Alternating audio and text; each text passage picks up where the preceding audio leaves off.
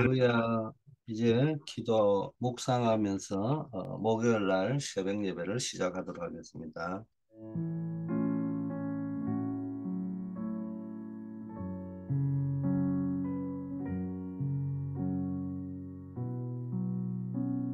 아버지 하나님, 오늘 하루도 기도로 시작하게 하심을 감사드립니다.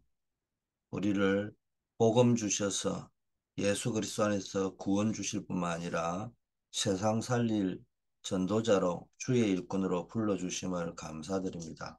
오늘도 우리의 삶의 현장에서 하나님의 사람으로 서게 하시고 세상 살릴 전도자로서 주의 일꾼으로서의 응답을 누리는 하루가 되게 하옵소서. 예수 그리스도 이름으로 기도드립니다.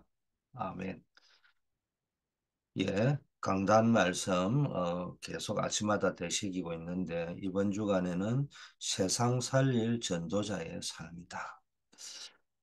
비록 우리가 잘한다, 잘 못한다, 열매가 있다, 없다 이런 거를 떠나서 정말로 나의 24시 상태가 세상을 살려보자 한번 그런 전도자로서 여러분이 살고 있는지 안 살고 있는지 또는 관심이 있는지 없는지 한번 자신을 돌아보는 시간이 되기를 바라겠습니다.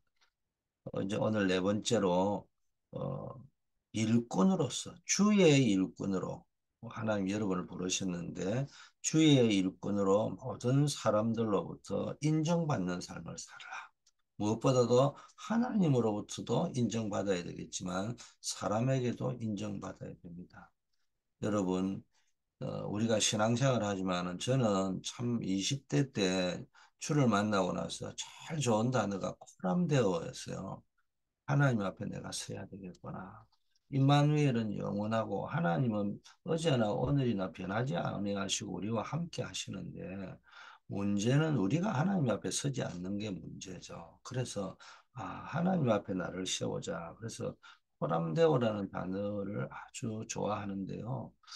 이제 신앙생활을 이제 60이 넘도록 이제 하다 보니까 이런 사람 저런 사람을 만나고 특히 교회 안에서 이런 사람 저런 사람 만나잖아요. 제일 골치 아픈 사람이 누군 줄 압니까? 제일 문제 많은 사람이 누군 줄 압니까? 호람데오라고 하는 사람이 제일 골치 아프고 문제 많습니다. 뭐냐? 나는 하나님 앞에 선다는 거예요. 이게 사람은 모르겠다는 거예요. 여러분, 우리는 신앙생활을 하나님 앞에 나를 세우고 하나님 앞에 서는 거지만 언제나 성경의 인물 보세요. 요셉을 보세요. 다니엘을 보세요. 복음을 대적하고 뭡니까? 하나님을 대적하는 자 앞에서 우리는 담대해야 되지만 불신자 왕이 뭡니까? 요셉을 보고 감동받았어요. 다리오 왕은요. 정말로 다니엘을 보고요. 다니엘이 믿는 하나님을 믿을 정도였습니다. 우리는 뭡니까? 하나님 앞에 인정받은 자는요. 사람 앞에도 인정받습니다. 물론 100% 모든 사람이 인정받을 수는 없지만 뭡니까? 우리는 주의 일을 하기 때문에 언제나 하나님 앞에서 그리고 다른 사람들 앞에서 야, 저렇게도 믿을 수 있구나. 저 사람처럼 신앙생활을 해야 되겠구나. 이런 것들을 느낄 수 있는 모델이 되기를 바라겠습니다. 자, 첫째, 제일 중요한 게 신앙인은요. 어떤 이미지가 중요하냐. 우리가 뭐 정치인처럼 연예인처럼 이미지를 가지고 사는 그런 나쁜 의미가 아니고요. 어, 사람들이 여러분을 볼 적에 이미지, 캐릭터가 있잖아요. 저 사람은 자신을 하나님께 드리려고 하구나. 이걸 아셔야 됩니다. 여러분, 우리가 복음은 모든 문제 해결자고 답을 가졌지만은 여러분의 캐릭터가 복음 하면서도 자신을 하나님께 드리려고 힘쓰고 수고하는 모습이 보이지 않으면 뭔가가 잘못 가고 있다는 증거일 수 있습니다. 첫 번째 뭡니까? 하나님의 말씀을 옳게 분별하는 삶이 되어져야 됩니다. 그래서 여러분이 말씀을 아전인수격으로 자꾸 해석하지 말고요. 말씀 들고 자기 주장을 자꾸 뭘 하려고 하는 사람 되지 말고요. 하나님의 말씀 앞에 서서 나 자신을 점검하고 하나님 말씀은 거울이라고 했잖아요. 거울 앞에 서서 내 얼굴에 내게 무슨 흠이 있는지, 뭘 닦아야 되겠는지, 뭘 제거해야 되는지, 이런 뭘 단장을 해야 되겠는지, 이렇게 늘 나 자신과 내 내면 깊은 것을 말씀 앞에 세워서 변화시켜 나가는 여러분 되기를 축복합니다. 두 번째는요, 하나님의 말씀을 옳게 분별하고 말씀 따라가고 말씀이 기준이라고 한다면은 망령되고 헛된 말을 버리라. 이 말과 행동이 하나님 앞에 드리려고 하는 사람이 되어야 됩니다. 이 말을 들어보면은 이 사람이 전부 자기 기준이요. 사회 자기 기준으로만 생각을 한단 말이에요. 또 행동하는 걸 보면은 그런 뭔가 보일 수 있단 말이에요. 그래서 성경에는 그걸 보고 악성종량이라고 했어요. 쓴 불이라고 됐고요. 그런 표현들이 나오는데 여러분이 이게 영적 악성 종량이 있으면 안 되겠죠. 또 저와 여러분이 또 교회나 어디 악성 종량이 되면 안 됩니다. 망령되고 헛된 말, 경건치 않는 말, 다툼을 일으키는 말과 행동, 신앙 성장에 유익하지 않는 말과 행동, 교회의 덕을 세우는데 전혀 유익하지 않는 말과 행동, 듣는 자를 망하게 하는 말과 행동, 쉽게 말하면 믿음을 무너뜨리는 말이거든요. 이게 자꾸 세상 기준이요. 사단이 주는 12가지 기준으로 자꾸 뭐 말을 하시면 안 되고요. 또 여러분의 사역에 방해가 되는 말과 행동. 이런 자꾸 여러분이 여러분을 디펜스하고 나를 디펜스하다 보면요. 나도 모르게 사역에 방해가 되고 불신앙이 되는 그런 말과 행동이 나올 때 있습니다. 그래서 첫째는 자신을 하나님께 드리는 삶을 훈련하라.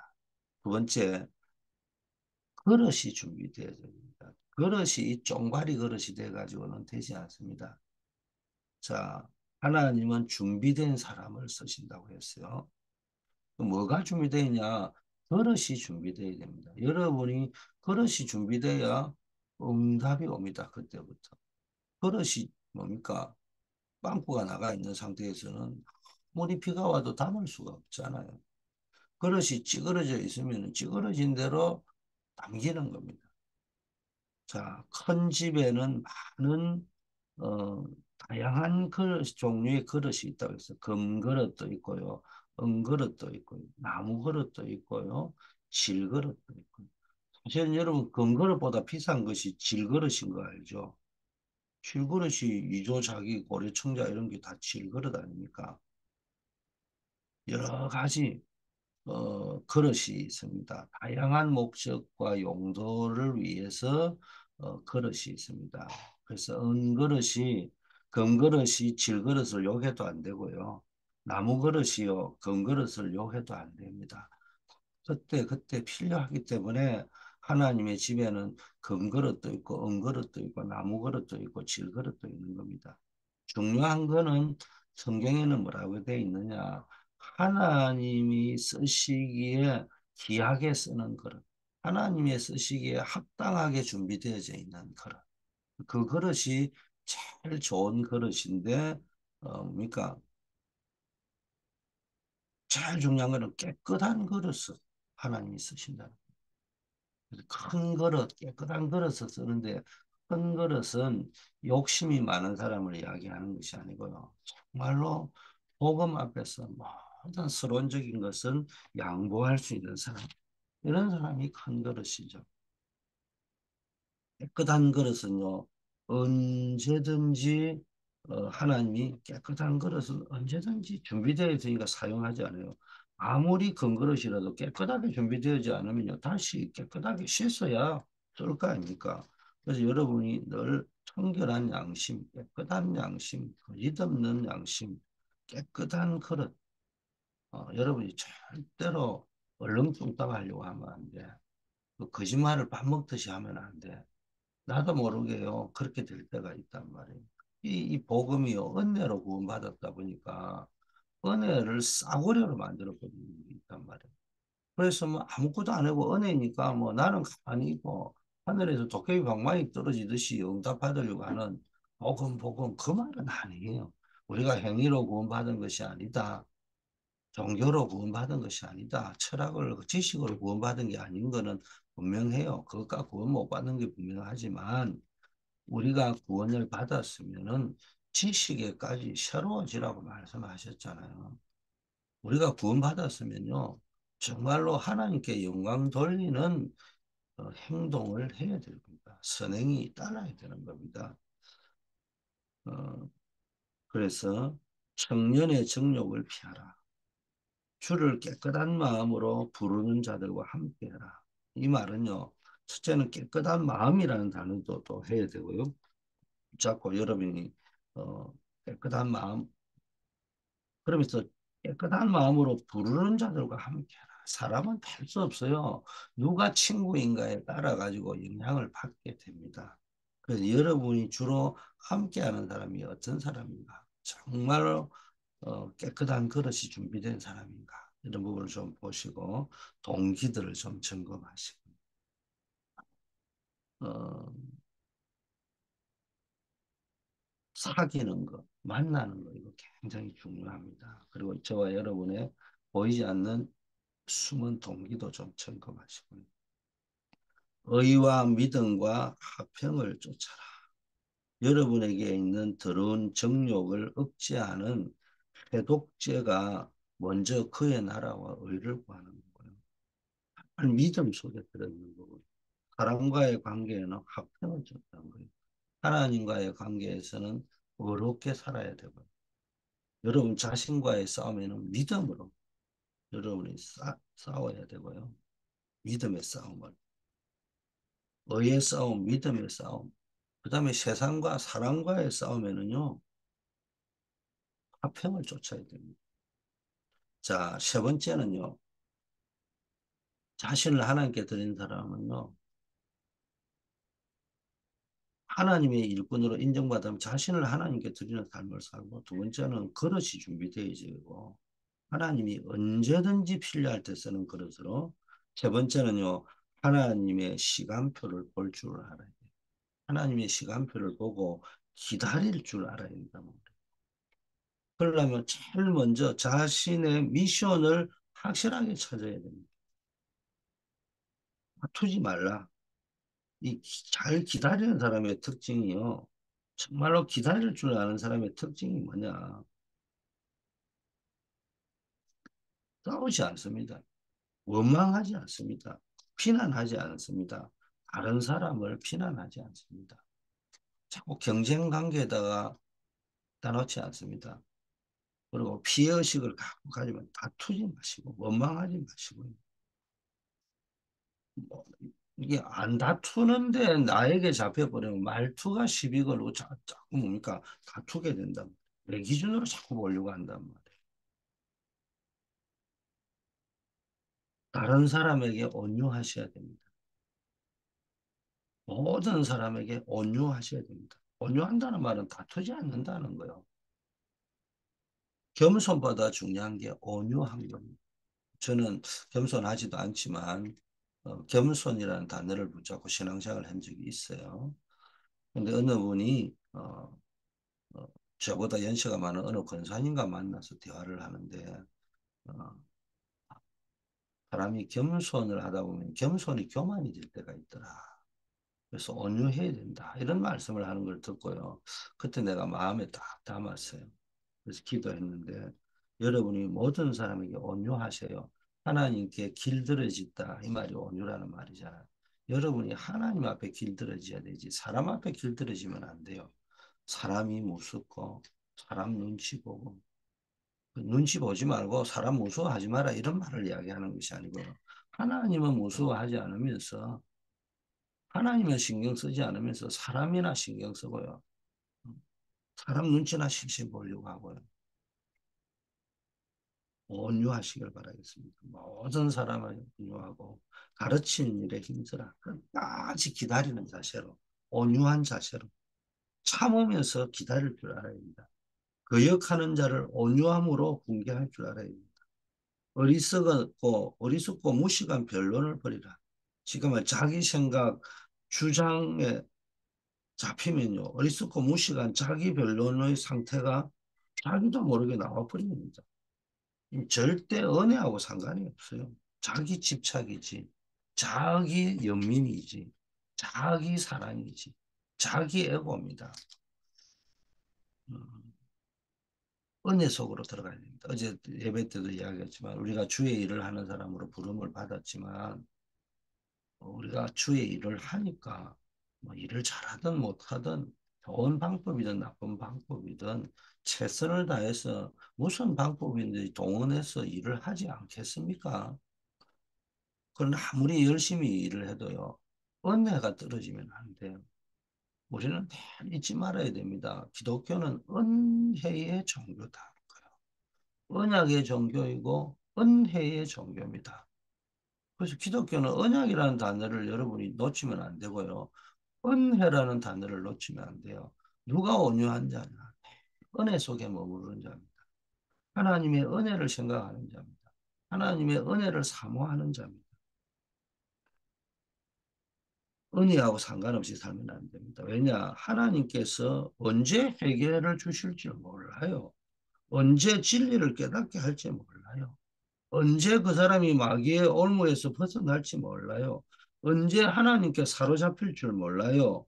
언제 그 하나님의 뜻을 쫓는 사람이 될지 모른다는 거예요. 이게 제 말이 아니고 디모데후서 2장에 나와 있는 말씀입니다.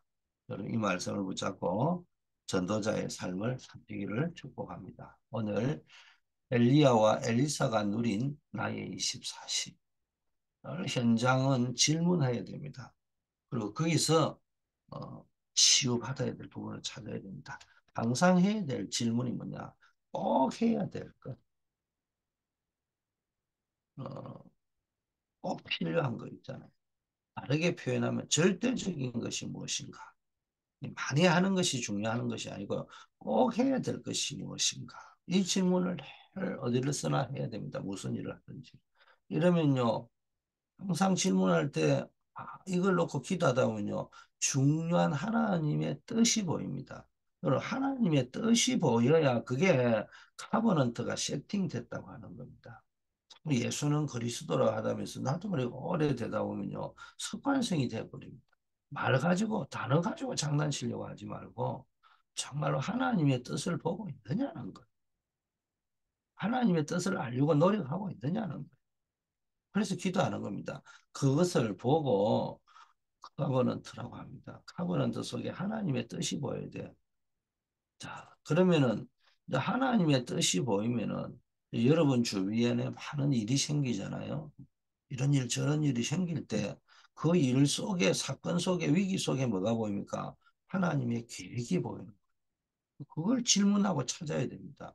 그걸 보고 언약의 여정이라고 하는 거예요. 언약의 여정이 세팅됐다. 그걸 보고 테스트먼트라고 합니다. 이때 중요한 것은 이제 여러분의 영적 상태가 달라지게 되는 거예요. 어떤 상태가 되느냐? 하나님과 언약적 이면 계약을 맺은 상태가 되는 거예요. 그걸 보고 뭡니까? 24시라는 겁니다. 프라미스라고. 뭐 이런 질문을 한 오바다 한 명이 엘리야와 엘리사를 돕게 되었고요. 그것이 큰 역사로 바뀐 것을 성경에서 볼 수 있습니다. 자, 어떤 일이 일어나느냐? 하나님이 만드신 큰 축복이 나오게 되는 겁니다. 여러분, 하나님이 이미 준비해 놓은 것이 있다니까요. 그걸 여러분이 찾으셔야 됩니다. 자, 엘리야와 엘리사가 붙잡은 언약 한 번은 더가 뭐냐? 하나님께 진실된 질문을 하면요. 그 언약이 붙잡힙니다. 자, 응답은 언약이 세팅됐을 때부터 시작됩니다. 엘리야, 엘리사가 그랬거든요. 하나님의 뜻이 보여야 됩니다. 엘리야는 850명의 거짓 선지자들을 막아야 된다는 언약을 붙잡고 된 겁니다.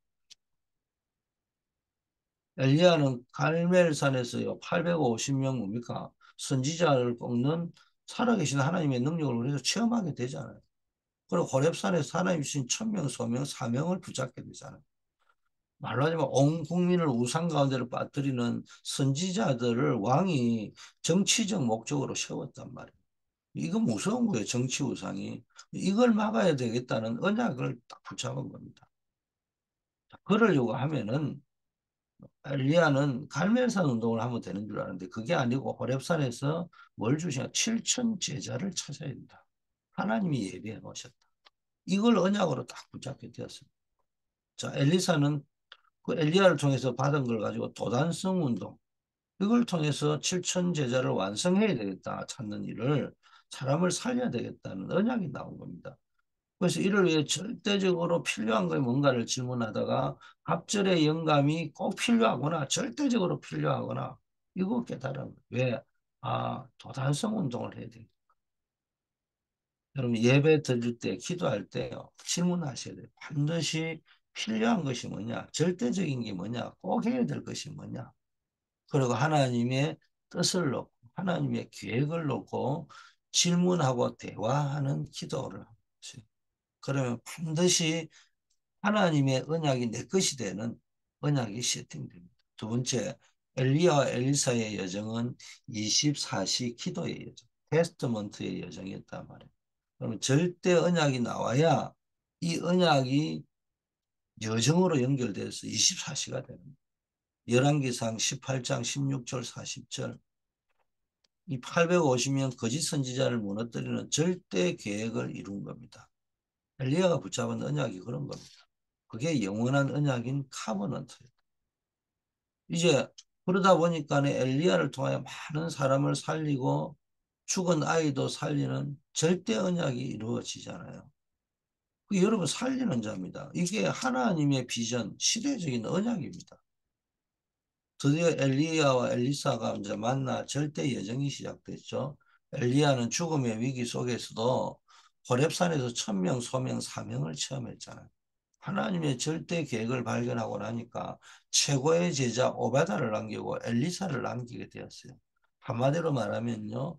그게 하나님의 카버넌트와 하나님의 비전이 나의 드림이 된 거예요. 나의 미션이 된 거예요.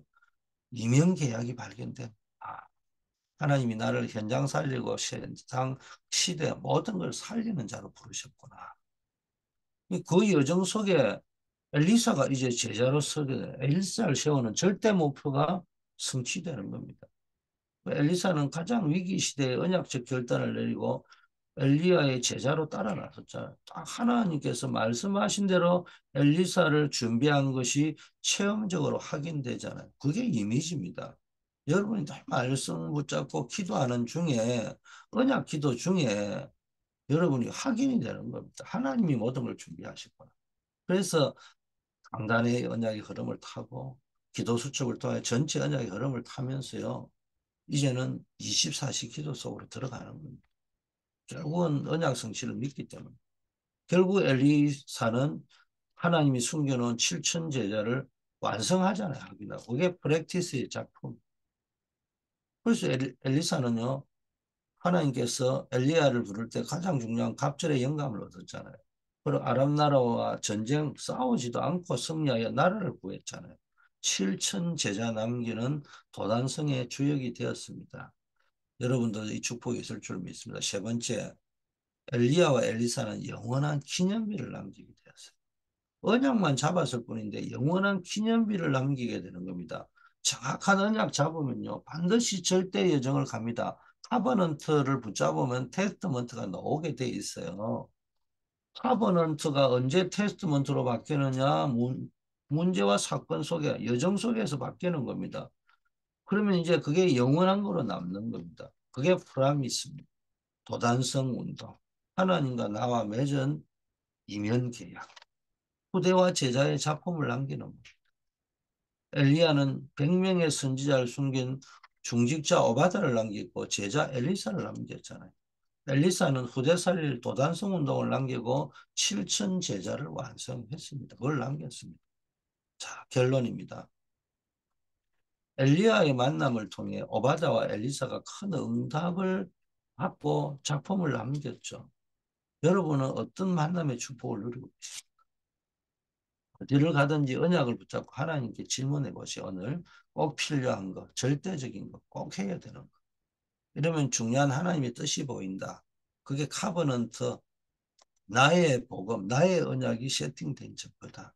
복음은 아는데 나의 언약이 없어요. 주로 신학자들이 보면요. 학문적으로는 잘 아는데요. 안 믿잖아요. 여러분 알아요? 기독교 신학자 가운데 불신자들도 엄청 많다는 걸. 하나님의 뜻이 보입니다. 그러면 여러분 주위에 일어나는 많은 일 속에서 하나님의 계획이 무엇인지 질문하고 찾게 되고 그게 테스트먼트입니다. 믿음의 증거가 생기는 증거. 이때 여러분만이 할 수 있는 하나님과의 이면계약, 프라미스, 나만이 할 수 있는 마이 미션, 나의 평생 기도 제목. 한마디로 하면 이게 최고의 영적 컨디션, 영적 상태거든요. 요게 딱 세팅된다는. 자, 이제 이 임용계약이 붙잡아질 때 여러분의 업, 학업, 직업, 산업이 달라집니다. 여러분 하나님의 뜻, 카버넌트 속에 하나님의 계획, 테스트먼트, 세계복음화를 위하여 가는 테스트먼트 증거. 이러면은 하나님이 여러분에게 주신 평생 임용계약, 프라미스, 이거 확인하면은 여러분 업이 달라집니다. 여러분의 업이 세계복음화의 도구가 되고 세계복음화의 작품으로 남게 될 것입니다. 이제 하나님이 이래 되면은 하나님께서 빛의 경제를 부어주십니다. 셰메고는 로봇 경제, 부엘셰바의 경제를 부어서 산업 선교사가 되게 하고 또 선교사나 사역 현장에 있는 사람은 하나님이 셰메 권한을 부어주셔서 전도 선교하는데 부족함이 없도록 하나님이 채워주실 것입니다. 여러분 이 축복이 누려지는 하루가 되기를 바랍니다. 아버지 하나님 감사합니다. 오늘 하나님의 사람들을 불러서 매일 기도로 하루를 시작하게 하심을 감사합니다. 이 기도의 팀을 통해서 교회의 영적 흐름이 살아나게 하시고 구대를 살리며 237을 살리며 많은 사람을 치유하는 역사 일어나게 하옵소서. 오늘도 하나님의 정확한 언약을 붙잡고 언약의 여정을 걸어가는 귀중한 날 되게 하옵소서.